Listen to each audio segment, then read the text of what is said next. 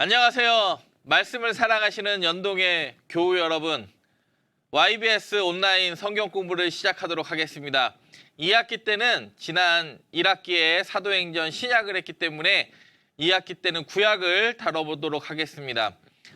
우리 함께 먼저 기도하고 시작하도록 하겠습니다. 하나님 감사합니다.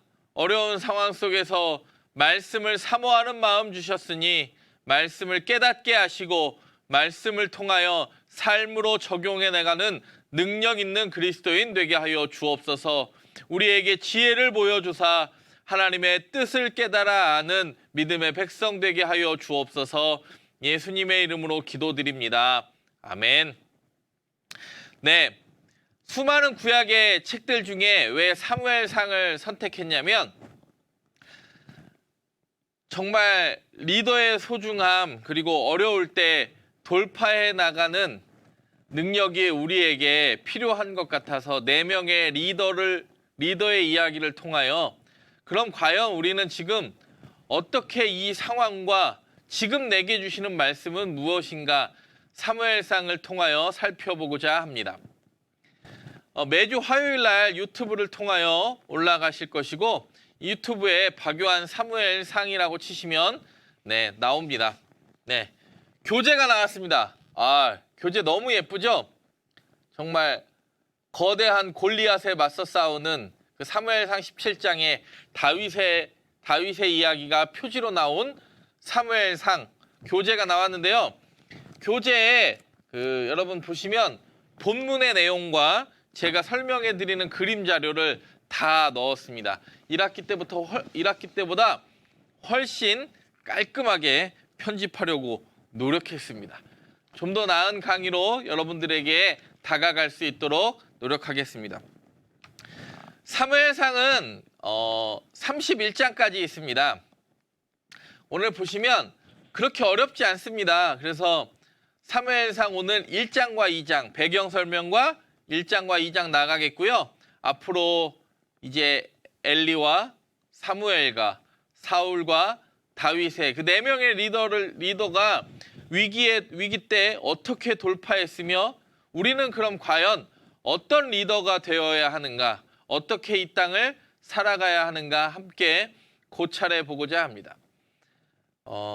사무엘상은 책명이 사무엘이죠. 요거는 우리가 보는 성경은 사무엘 1 사무엘, 2 사무엘 이렇게 해가지고 사무엘상하로 나눠 있지만 요거는 이제 70인역, 그렇죠?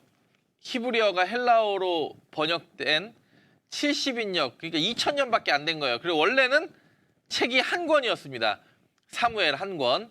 그래서 가장 중요한 인물이었던 사무엘 인물의 이름을 따서 책 제목을 사무엘이라고 합니다.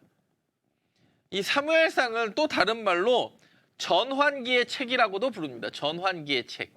왜 전환기일까요? 사사에서 어디로 넘어갑니까? 왕정으로 넘어가는 전환기의 책이라고도 부릅니다.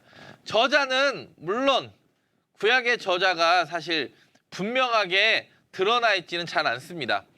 저자는 미상이지만 아무래도 사무엘이 기록한 이야기와 그리고 나중에 다윗 때 선지자였던 갓과 나단의 그런 이야기들의 책들이 모여 사무엘 책이 되었을 것이라고 보이고요.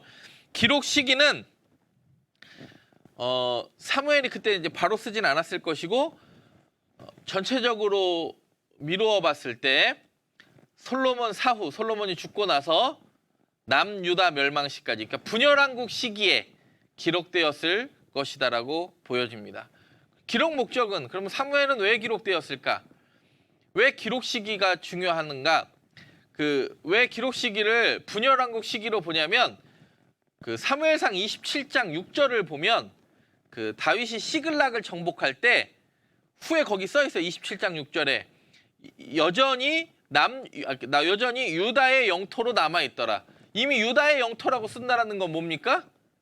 나라가 분열되어 있었다. 북이스라엘과 남유다.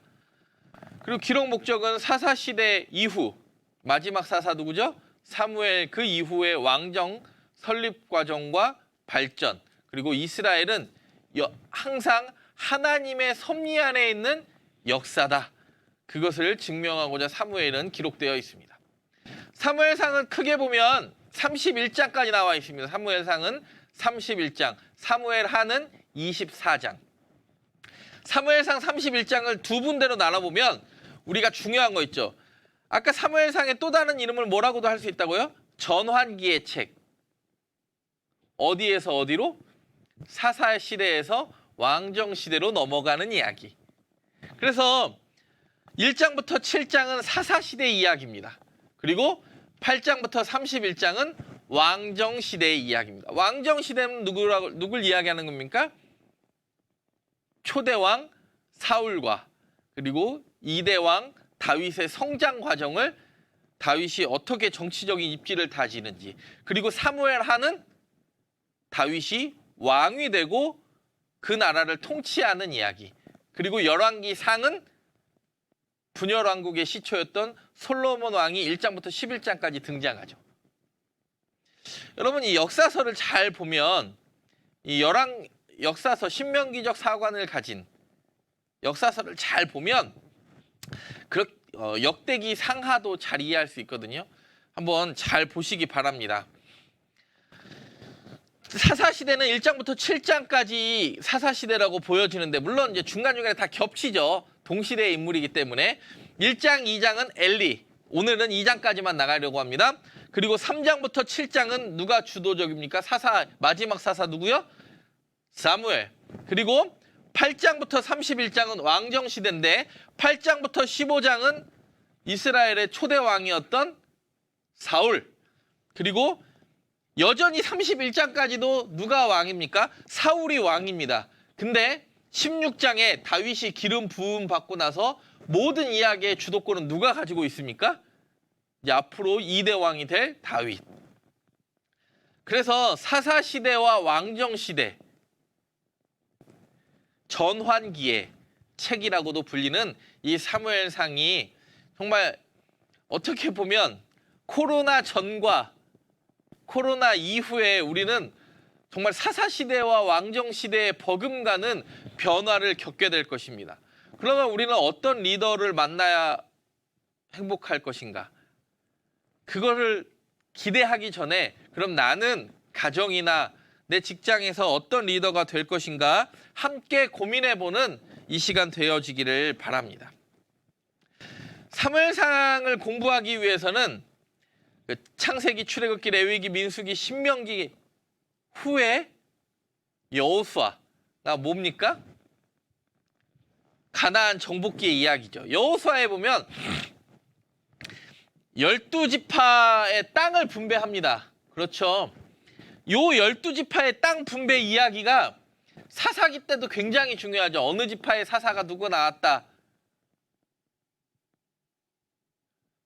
네, 제가 나중에 또 설명을 한번 드리겠지만 사사는 대물림 해요, 안 해요? 안 해요. 한 번도 대물림이 된 적이 없습니다. 물론 이제 대물림의 가능성을 본 사람이 누구냐면 기드온과 아비멜렉 정도입니다. 사사는 이 지파에서 필요할 때마다 중간중간에 하나님의 부르심의 일들을 감당했던 게 사사였습니다. 근데 여러분, 사무엘은 사사 직분을 뭐 합니까? 대물림합니다. 요거 이제 8장 가서 재밌게 다뤄볼 건데 여러분도 한번 고민해 보시기 바랍니다. 왜 이렇게 변화를 겪게 될까? 12지파의 이야기인데 오늘 사무엘상의 전체적인 주제는 어디에서 일어나냐면 이 사해, 여기가 사해고 이 에브라임, 베냐민, 유다 지파 보이십니까? 에브라임, 베냐민, 유다와 이 블레셋, 요 지방에서 사무엘상은요 거의 다 일어납니다.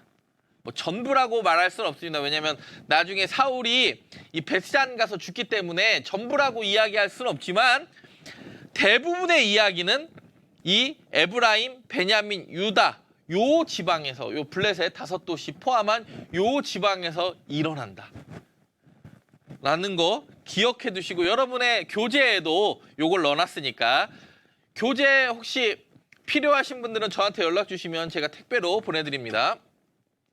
사무엘상 1장을 간단하게 보도록 하겠습니다. 1장부터 8장은 엘가나가 자신의 집을 떠나서 실로가 뭐가 있었냐면 회막이 있는 실로로 예배드리러 왔다 갔다 하는 장면이 나오고요. 9장부터 18장은 한나가 그 실로에 가서 기도하는 장면, 그리고 엘리와 만나는 장면이죠. 술 취한 여자로 여기지 말아달라 뭐 이런 얘기하는 거. 그리고 19장부터 28장은 드디어 한나의 간구로 말미암아 사무엘이 태어나고 그를 하나님 앞에 놓는 것. 그게 1장의 내용입니다. 1장이 금방 지나갑니다. 엘가나는 끊임없이 예배를 드리러 왔다 갔다 하고 그 과정에서 한나가 성전 회막에서 하나님의 뜻을 간구하면서 떼굴떼굴 구르고 사무엘이 태어나는 장면. 여러분, 제가 아까 그 보여드렸던 12지파의 지도가 이런 거예요. 여기 보이시면 지금 잘 안 보이실 수 있는데 여기라고 그랬잖아요. 예루살렘, 라마. 요거를 이제 확대하면 여기를 요만큼 확대하면 여기 사무엘의 일생이라고 보이는데, 여러분 이스라엘은요, 이 길갈 여기를 보이세요? 여기가 마이너스 200입니다. 요단강은요, 요단강 주변은 해발 마이너스 200이에요. 지중해보다 200m가 낮아요. 사해는 마이너스 400이고요. 근데 실로 이 중앙산지 라인 여기는 굉장히 마이너스 200이고 여기는 해발 600에서 900고지입니다. 유다 중앙산지 라인이에요. 그러니까 이 길갈에서 실로로 온다라는 건 최소 800m 이상을 올라가는 거예요. 예전에는 산지에 도시를 만드는 게 방어하기가 좋을까요? 길갈 같은 넘어오자마자 길갈에 만드는 게 좋을까요? 길갈은 굉장히 위험합니다. 왜냐하면 요단 산지, 이 모압 산지에서도 사람들이 쭉 내려오면 마이너스 200이니까 그냥 잡히고 어디 도망갈 데가 없어요. 이 위에서도 유다 산지에서도 내려오면 올라가야 되고 굉장히 방어하기가 힘든데, 이 중앙산지, 이 실로, 베델, 기브와 베들레헴, 예루살렘에 있는 이 중앙산지는 양쪽을 다 방어하기가 좋으니까 길갈에 있다가 어디로 올라가죠? 회막이 실로로 올라갑니다. 그때 사무엘은 어디에 살았냐? 라마에 살았습니다. 그래서 첫 번째 라마에서 요 산지 라인이에요. 이미 산지 라인입니다. 라마에서 처음으로 이동한 게 뭡니까? 실로에 가서 아버지를 따라서 예배드리고 바쳐진 게 첫 번째 사무엘의 일생에 나오는 이야기입니다. 사무엘상 1장 1절을 보겠습니다. 여러분 지형을 이해하시면 좋을 것 같아요. 실로는 이미 산지로 올라왔다. 여호수아 때는 어디에 있었다가 길갈에 있다가 중간에 실로로 회막이 올라갔다라는 건 그 위에 산지를 지배할 수 있는 능력이 생겼다. 사무엘상 1장 1절부터 보도록 하겠습니다. 사무엘상 1장 1절 함께 읽습니다. 시작. 에브라임 산지 라마다임 소빔에 에브라임 사람 엘가나라 하는 사람이 있었으니 그는 여로함의 아들이요 엘리후의 손자요 도후의 증손이요 숲의 현손이었더라. 누구 설명하려고 이렇게 길게 쓰는 거예요? 사무엘의 아버지 누구요? 엘가나. 오늘 1장 1절에 보면 뭐라고 그럽니까? 에브라임 산지. 아까 에브라임이 분배받았던 건 산지 쪽이에요. 산지 쪽. 산지가 정복하기 어려워요? 평지가 정복하기 어려워요? 산지가 정복하기 어렵습니다. 여러분 그래서 우리가 6.25 때도 고지전이 중요했던 거 아닙니까? 1장 1절을 정리하면 이렇습니다. 에브라임 산지에 엘가나라는 사람이 살았어요. 산지에.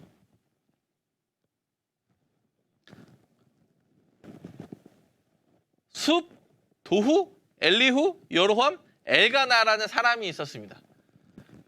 족보를 이렇게 쓸 정도면 이 집안은 그냥 보통 집안은 아니었다. 엘가나가 부인을 2명 둡니다. 나쁜 놈이라고 생각하시면 안 됩니다. 옛날에는 일부 다처제가 나쁜 짓이 아니었습니다.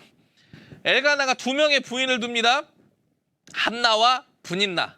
우리가 잘 아는 대로 분인나는 아이를 잘 낳습니다. 근데 한나는 아이를 낳지 못합니다.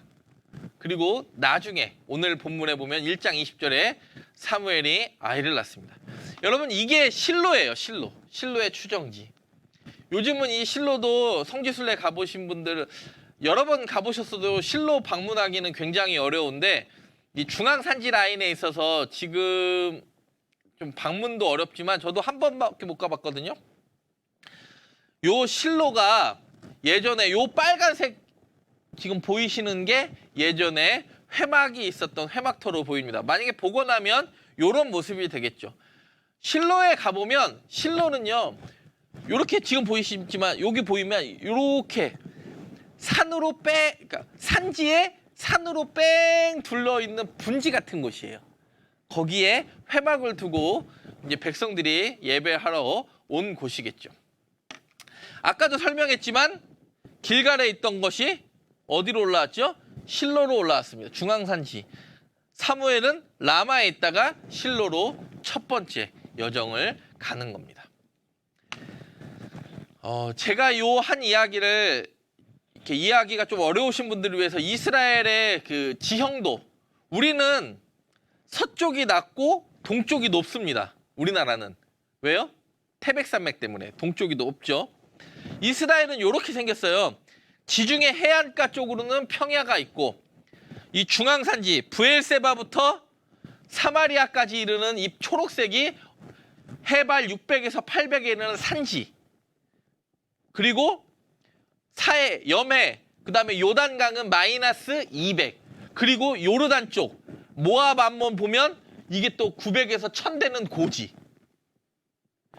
그러니까 모압 암몬이요 힘을 가질 수 있는 이유는요 이거를 지배하고 밑을 치니까 여기가 1000m 고지니까 밑을 치니까 힘을 가지는 거예요. 여기 있다가 힘이 강하면 추수할 때 이쪽으로 와가지고 먹을 거 먹고. 그러니까 블레셋이 이 사무엘상의 블레셋이랑 전투가 골리앗도 블레셋과의 전투 아닙니까? 왜 이렇게 전투가 자주 등장하느냐? 이 해안가를 정복하고 있던 블레셋은요 끊임없이 뭘 정복하고 싶어요? 그렇죠. 산지를 정복하고 싶어요. 그래야 방어가 쉬우니까. 그러니까 블레셋은 끊임없이 이쪽으로 밀고 와요. 그러니까 산지를 먹었던 누구? 이스라엘 백성들은 끊임없이 그 블레셋을 방어하는데 엄청난 전력을 쏟는 이야기가 역사서에 많이 등장합니다. 모압과 암몬과 길르앗도 마찬가지죠. 물론 저쪽도 농사가 길르앗 산지 같은 경우에는 농사가 굉장히 잘 되는 땅이지만 다양한 식량의 확보를 위해서는 이쪽으로 내려와서 먹으려고 하니까 모압, 암몬, 에돔, 블레셋과 끊임없이 전투를 하는 겁니다. 무엇을 위해서? 자신의 생존과 식량 같은 것들을 위해서 전투를 했던 겁니다. 이해가 되셨나요? 1장 8절에 보면 이런 이야기가 나옵니다. 이제 한나를 엘가나가 얼마나 사랑했는가. 1장 8절 시작. 그의 남편 엘가나가 그에게 이르되 한나여 어찌하여 울며 어찌하여 먹지 아니하며 어찌하여 그대의 마음이 슬프냐. 내가 그대에게 10 아들보다 낫지 아니하냐. 지금 이 본문에 어찌하여가 몇 번 들어갔는지 아십니까? 3번 들어갔어요. 어찌하여 울며 어찌하여 먹지 아니하며 어찌하여 그대 마음이 슬프냐. 왜요? 한나는 자신의 남편이 자기를 너무 사랑하는 거 알고 있었습니다. 그리고 자신의 남편과 분인나, 자식 잘 낳는 분인나가 그 실로에 매일 예배를 드리러 갈 때마다 한나는 무척 외로웠을 겁니다. 여러분 생각해 보십시오. 분인나의 아들은 엘가나와 함께 이게 여성의 공간과 남성의 공간이 또 다르잖아요. 예배를 드릴 때도. 후사가 될 것처럼 그렇게 예배를 드립니다. 근데 한나는 누구밖에 없어요? 자기밖에 없잖아요. 근데 엘가나는요 얼마나 한나를 배려하고 사랑했는지 혹시 이 방송을 보시는 여성분들은 엘가나 같은 남편 지금 사는 남편이 엘가나 같은 남편 되기를 바라고 남편분들이여 엘가나 같은 남편 되시기를 간절히 바랍니다. 열 아들보다 낫지 아니하냐. 슬퍼하는 아내에게 내가 열 아들을 낳은 사람보다 당신을 더 사랑한다. 근데 한나는 그 말에 만족합니까? 안 합니까? 절대 만족 안 합니다. 욕심은요 채워지지가 않아요. 그래서 17절에 18절 보면 한나가 떼굴떼굴 구르죠. 떼굴 그 전에 보면 그 10절부터 보면 떼굴떼굴 굴러요. 그랬더니 엘리 제사장이 그럽니다. 술 먹고 저기 성전에 오면 안 돼. 그랬더니 한나가 뭐라고 합니까? 나는 포도주나 독주를 마신 여자가 아닙니다. 나의 원통함과 격분됨이 많습니다. 여러분, 한나의 기도의 동기가 그렇게 순수하지 않아요. 하나님의 뜻 이루려고 기도했습니까? 아니요. 오늘 기도의 목적이 뭐라고 그래요? 나의 원통함과 격분됨이 많다고 그래요.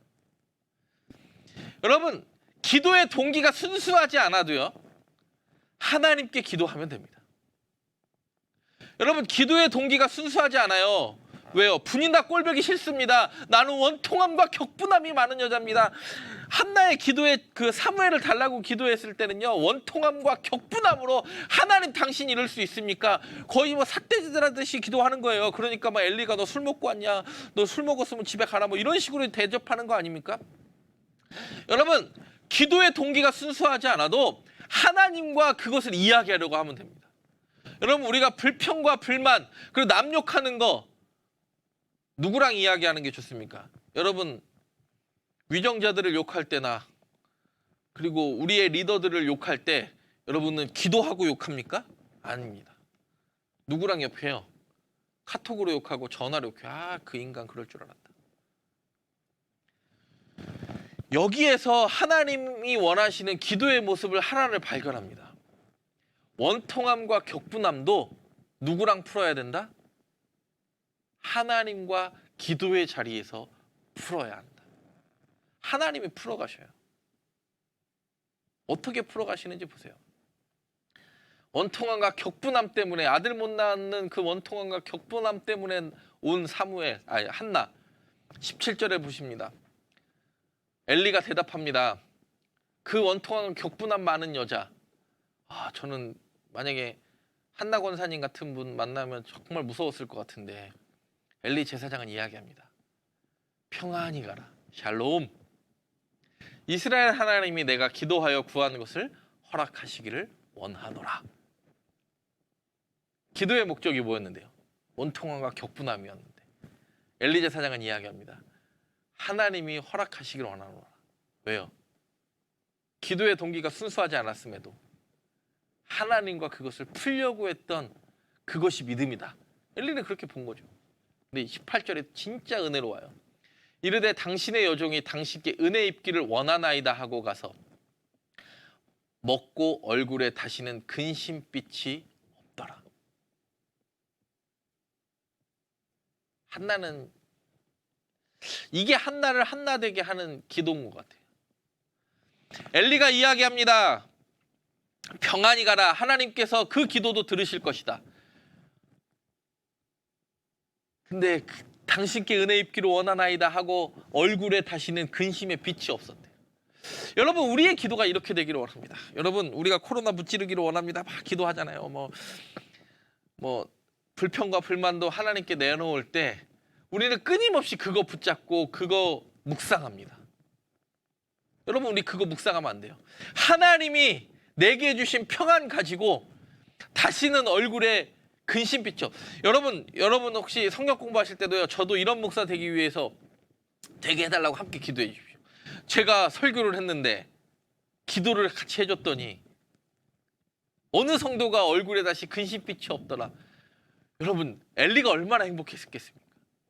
자기가 잘 먹고 잘 사는 것이 행복했겠습니까?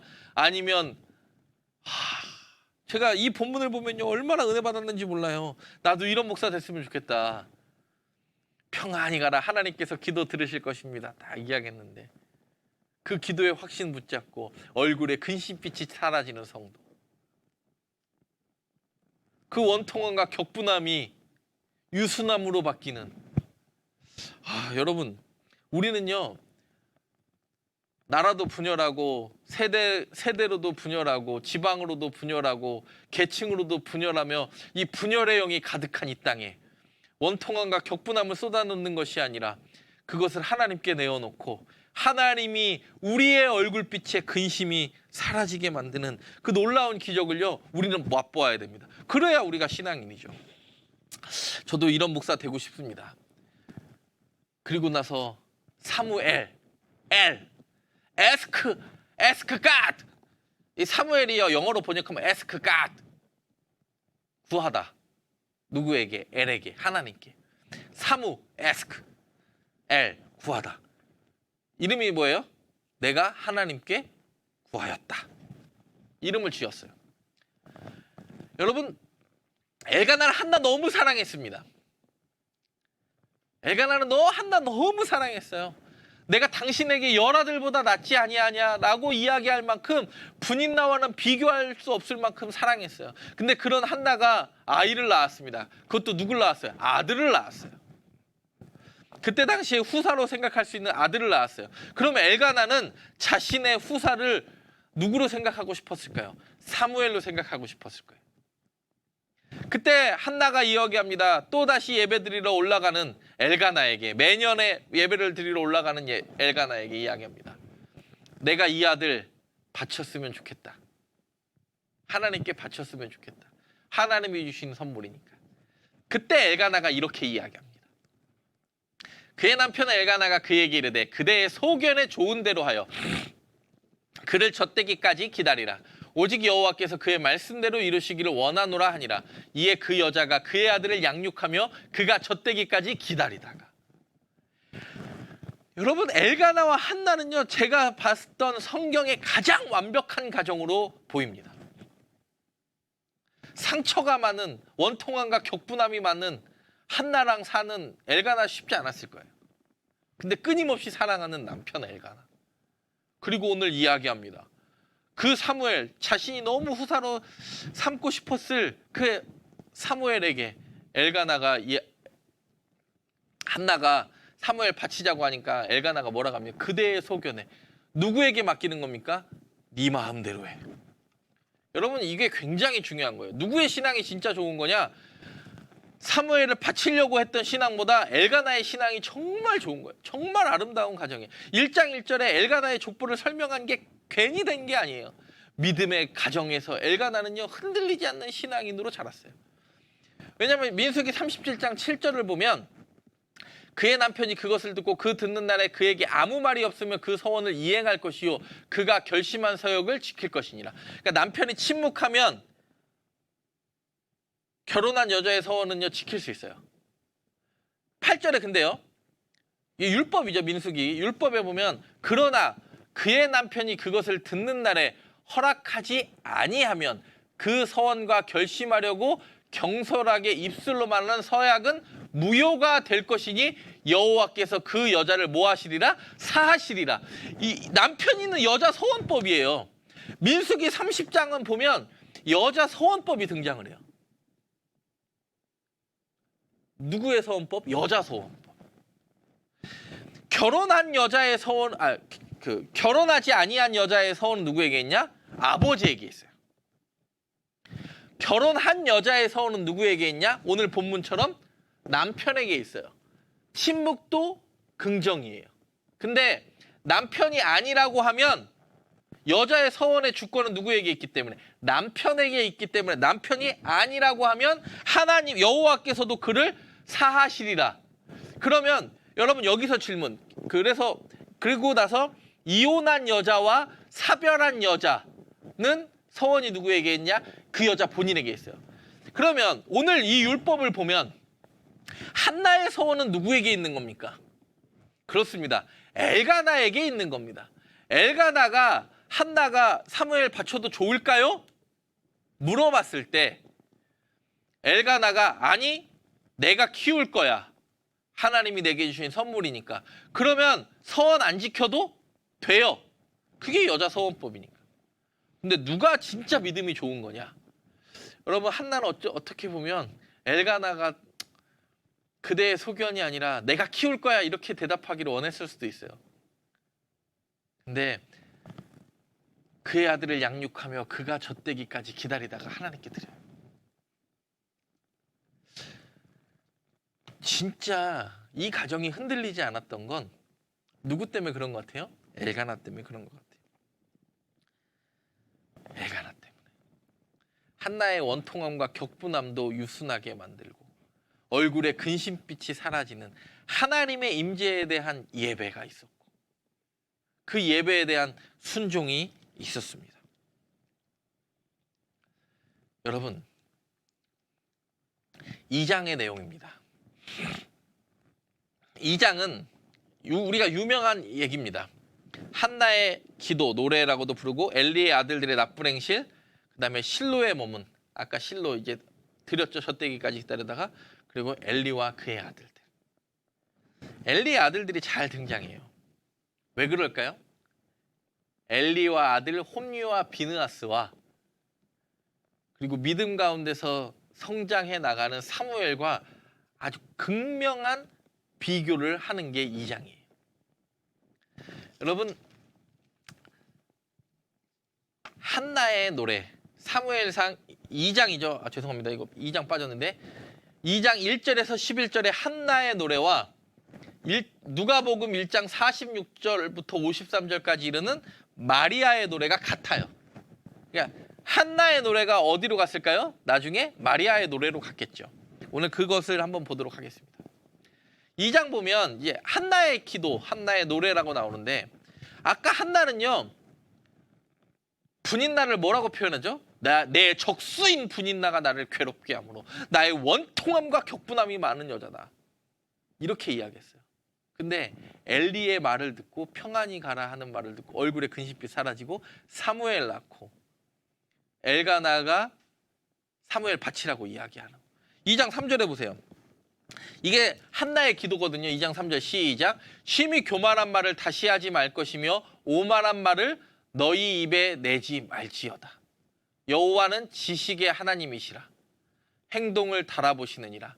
용사의 활은 꺾이고 넘어진 자는 힘으로 띠를 띠도다. 1절부터 11절까지 물론 여러분들은 이제 집에서 다 읽어보시겠지만 심히 교만한 말을 다시 하지 말 것이며 오만한 말을 너희 입에 내지 말지어다. 여러분 입술이 중요합니다. 원통함과 격분함도 옆 사람과 이야기하는 것이 아니라 누구랑 이야기합니까? 하나님과 이야기하는. 여호와는 지식의 하나님이시라. 행동을 달아보시느니라. 여러분 이게 한나의 기도입니다. 7절에도 뭐라고 이야기합니까? 여호와는 가난하게도 하시고 부하게도 하시며 낮추기도 하시고 높이기도 하시는도다. 이게 역전의 원리라고 부르죠. 가난해졌다가 부하졌다가 낮춰졌다가 높아졌다. 한나가 그래요. 애도 못 낳다가 높여지고. 한나가 진짜 저쪽 그 회막에서 떼굴떼굴 술 먹은 여자처럼 구를 정도의 마음이 가난해졌다가 하나님이 붙잡아 주시고 아들을 잉태하고 그 모든 과정을 지켜보면서 자신의 고백이 바뀌어요. 원통함과 격분함은요, 이 2장의 기도에선 드러나지 않습니다. 여러분 우리의 기도는 이래야 합니다. 원통함과 격분함도 하나님과 이야기하는 것 물론 중요하지만 우리의 기도가 언제나 나의 원통함과 격분함을 해소시키고 나의 원함을 간구하는 기도가 아니라 하나님의 마음과 여호와를 표현하는 내 삶에 나타난 하나님을 간증하는 이야기로 나의 기도와 나의 노래가 바뀌어야 될 줄 믿습니다. 다윗이 왜 그렇게 고백합니까? 여호와는 나의 빛이요 나의 구원이시니 왜 그렇게 고백합니까? 하나님의 성품이 내 삶에 드러남이 너무 감사하는 거예요. 하나님은 가난하게 하시기도 하고 부하게도 하시며 낮추시기도 하며 기도가요. 여러분 기도의 품격이 달라진 거 1장의 기도와 2장의 한나의 기도는요. 품격이 달라졌습니다. 우리의 신앙은요, 여러분 혹시 코로나 블루 같이 막 코로나 때문에 여러 가지가 어렵고 뭐 일상에 대한 답답함 그리고 풀리지 않는 어려움, 여러분 그것에 얽매여 있지 마시고 그 원통함 격분 안타까움 하나님께 쏟아내시고 내 신앙이 한나와 같이 이전과는 다른 성숙한 기도의 모습으로 나아가기를 여러분 끊임없이 간구하십시오. 하나님이 빚으실 것입니다. 여러분 그런 하나님 진짜 멋있는 하나님 아닙니까? 바로 우리 하나님 아니에요? 요게 마리아의 눈에 아주 비슷하게 가요. 누가복음 1장 51절 이 마리아 찬가 보면 그의 팔로 힘을 보이사 마음의 생각이 교만한 자는 흩으셨고 권세 있는 자를 그 위에 내리치셨으며 비천한 자를 높이셨고 아까 한나의 기도랑 똑같죠? 줄이는 자에게 좋은 것을 배불리셨으며 부자는 빈손으로. 비슷하죠. 한나의 노래와 가난하게 했다 부하게 했다. 낮추기도 했다 높이기도 했다. 권세 있는 자를 내리치셨다 비천한 자를 높이셨다. 53절에 줄인 자를 좋은 것을 배불리셨고 비자는 빈손으로. 마리아의 노래와 한나의 노래가 이래서 아주 비슷합니다. 2장 10절에 이게 사무엘상의 거의 주제라고 해도 이 한나의 기도 한 구절이 사무엘상의 전체의 주제를 아우른다고 해도 과언이 아니에요. 2장 10절에 한나의 기도를 뭐라고 합니까? 여호와를 대적하는 자는 산산이 깨어질 것이라. 그래서 여호와를 대적하는 자 누가 깨어지죠? 사울이 깨어져요. 왜요? 자기 마음대로 하나님보다 자기가 위에 있다고 생각하니까 사무엘 오기 전에도 예배 드리고 막 이러니까 여호와를 대적하는, 물론 블레셋과 모압과 암몬도 깨어지지만 하나님을 대적하는 자는 깨어질 것이라. 하늘에서 우레로 그들을 치시리로다. 여호와께서 땅 끝까지 심판을 내리시고 자기 왕에게 힘을 주시며. 누구에게 힘 주시기 시작합니까? 다윗에게 힘을 주시며 자기의 기름 부음을 받은 자의 뿔을 높이시리로다. 여러분 이 2장 10절은요 사무엘상 전체를 관통하는 주제로 보아도 전혀 손색이 없습니다. 여러분 하나님이 여전히 살아계십니다. 온라인 예배 드릴 때도 살아계시고 우리는 다시 모여 예배 드릴 때도 하나님을 살아계심을 경험할 것입니다. 두려워하지 마시기 바랍니다. 2장 12절에 엘리의 아들 납분앙실들을 보겠습니다. 여러분 엘리와 아들 어렸을 때 많이 들었죠? 홈리와 비느하스. 저희도 어머니가 항상 기도할 때 홈리와 비느하스처럼 살지 않게 하시고 사무엘처럼 귀에 딱지가 지도록 많이 들어서 2장 12절을 보면요 엘리의 아들들은 행실이 나빠 여호와를 알지 못하더라. 그러니까 하나님이요 홈리와 비느하스는 버리시는 거예요. 행실이 나쁘면 누구를 알지 못한다고요? 여호와를 알지 못해요. 호세아에서도요 그 나라 망할 때 뭐라고 합니까? 호세아가 여호와를 아는 지식이 없다고 그래요. 하나님 성경만 열심히 보면 뭐 합니까? 행실이 나쁜 것은 알지 못하는 것과 같다라는 거예요. 여러분 우리의 행실을 뒤돌아보아 기독교인들이 왜 욕을 먹습니까? 어떤 한 사람의 잘못, 어떤 단체의 잘못, 여전히 방역에 소홀한 교회 몇 교회의 잘못입니까? 저는 절대 그렇게 생각하지 않습니다. 우리의 모두의 잘못으로 인정하고 우리의 행실을 뒤돌아보아 다시 우리가 섬기는 하나님이 높임 받으시도록 우리가 스스로 우리를 겸비하면 다시 하나님이 높임을 받으시리라 저는 믿습니다. 17절에 또 봅니다.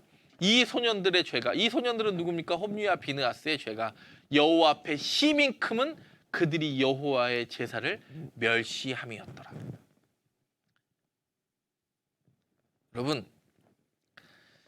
1시간의 예배가 온라인 주일 예배 1시간 그 예배를 위하여 여러분 목숨 거십시오.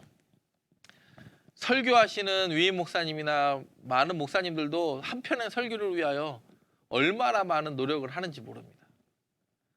설교가 예배의 전부 또한 아닙니다. 근데 각자의 지금 온라인의 상황에서 예배를 드리는 여러분의 상황 속에서도 여러분 그 1시간의 예배를 위하여 여러분을 다시 한번 행실을 뒤돌아보고 겸비할 수 있는 그 1시간의 예배가 가장 큰 행복이 될 수 있는 믿음의 백성 그리고 그것이 삶의 예배 되기를 간절히 바랍니다. 여호와 앞에 심히 큰 이유가 뭐예요? 여호와의 제사를 멸시함이었더라. 중요한 거. 홈리와 비느하스가 여호와께 제사 안 드린 적 있습니까? 대제사장의 아들로 태어나 예배 안 드린 적이 있었을까요? 주일 성수를 안 했을까요? 그러진 않았을 겁니다. 근데 왜 여호와의 제사를 멸시함이었다고 그래요? 앉아있지만 예배에 집중하지 않는 것. 앉아있지만 그 예배를 통하여 행실의 변화함이 없는 것, 그것이 여호와의 제사를 멸시함이에요. 우리는 여호와의 제사를 멸시하지 않기를 바랍니다. 2장 18절에 극명한 비교를 이뤄요. 17절에는요. 그 사람들, 그 소년들은 여호와의 제사를 멸시했다고 그래요. 근데 18절 바로 그 다음 절에는요. 뭐라고 합니까? 사무엘은 어렸을 때 세마포 에봇을 입고 여호와 앞에서 섬겼더라. 여러분, 이게 세마포 에봇이 뭔지 아십니까? 에봇?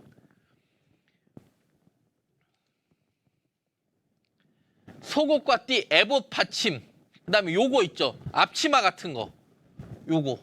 요게 에봇이에요. 요게 에봇. 이 앞치마 같은 거.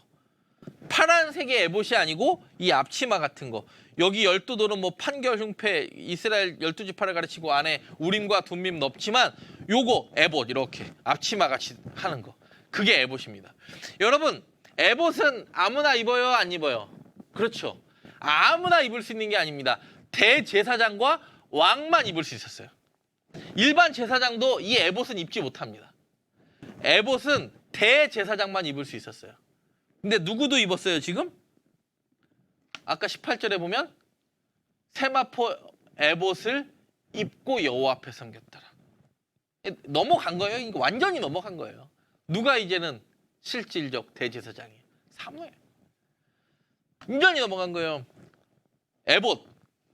여러분, 제사장 복장하면 생각나는 게 뭔지 아세요? 요거 이거 평소에 입는 옷인데 요 밑에 석류 모양이랑 방울이 달려 있어요. 그래서 옛날에 대제사장은 지성소 1년에 한 번 들어가죠. 7번째 달, 그달 15일에. 그때 저 옷을 벗어요. 파란색 옷을 벗는다라는 건 방울이 없어요. 지성소 들어가면 뭐 방울 소리 나서 뭐 꺼냈다, 뭐 끝매고 들어갔다, 그거 다 거짓말입니다. 성경에 그런 이야기가 나와 있지 않아요. 그게 중세시대 때부터 기록에 나오는 이야기인데, 여러분, 그 성직자의 권위를 굉장히, 여전히 내가 살아있는 건 하나님이 나 살려줘서 그렇다, 뭐 이런 느낌의 그런 건데요. 여러분, 대속죄일, 지성소 1년에 딱 한 번 들어가는데 대속죄일 때 복장은 그 파란색 옷이 없어요. 뭐 레위기 16장에도 물론 나오지만. 제사장 복장 한번 보겠고요. 사무엘상 2장 26절.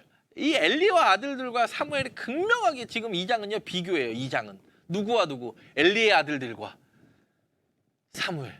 2장 26절 마지막 절을 보면 뭐라고 그래요? 아이 사무엘이 점점 자라매 여호와와 사람들에게 은총을 받더라. 아까 엘리의 아들들은요. 여호와의 제사를 멸시하고 하나님을 아는 지식도 없고, 근데 아이 사무엘이 점점 자라 여호와와 사람들에게 은총을 입는 자.